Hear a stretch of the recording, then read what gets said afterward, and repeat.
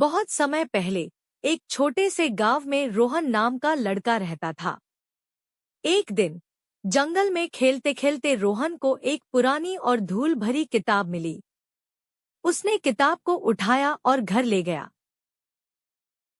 जब उसने किताब खोली तो उसने पाया कि यह एक जादुई किताब थी जिसमें अद्भुत जादुई मंत्र थे। रोहन ने किताब में एक मंत्र पढ़ा और अचानक उसके सामने एक जिन्न प्रकट हुआ। जिन्न ने कहा, मुझे जो कोई भी यह मंत्र पढ़ता है उसकी 3 इच्छाएं पूरी करनी होती हैं। बताओ तुम्हारी क्या इच्छाएं हैं? रोहन ने बहुत सोच समझकर अपनी इच्छाएं व्यक्त की। पहली इच्छा थी कि उसे उसके माता पिता के लिए एक सुंदर घर चाहिए, क्योंकि उनका घर बहुत पुराना और टूट फूट चुका था। जिन्न ने अपनी उंगली घुमाई और तुरंत उनके गांव में एक सुंदर घर बन गया।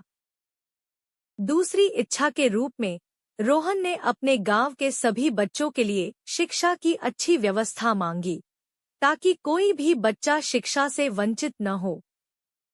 जिन्न ने फिर से अपनी उंगली घुमाई और गांव में एक बड़ा और आधुनिक स्कूल बन गया। तीसरी इच्छा पर रोहन ने जिन्न से कहा, मुझे एक ऐसी शक्ति चाहिए जिससे मैं अपने गांव की भलाई के लिए काम कर सकूं।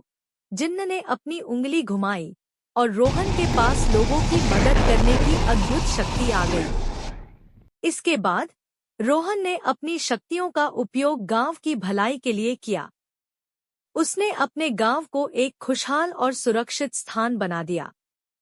लोगों ने उसकी प्रशंसा की और उसे गांव का नायक मान लिया। इस कहानी से हमें यह सीख मिलती है कि अगर हमारे पास शक्तियां या अवसर हैं, तो हमें उनका उपयोग समाज की भलाई के लिए करना चाहिए। दूसरों की मदद करने से हमें सच्ची खुशी और संतोष मिलता है।